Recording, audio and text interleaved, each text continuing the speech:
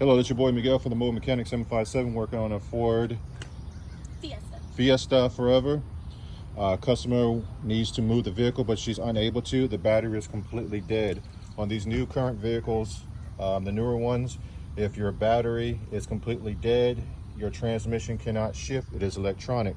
You're going to have to jump the car or put a jumper on it like I have right here. Some vehicles like the Chevys, the key won't even come out of the ignition whatsoever. You have to give it power. You have to jump the car. So as soon as I give her power, which I'm going to do it live, and bear with me, I'm doing it with one hand.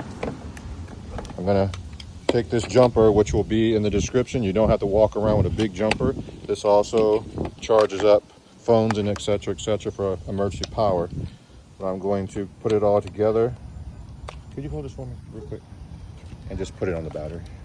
Thank you so kindly. All right, so I'm going to put this all together, but bear with me.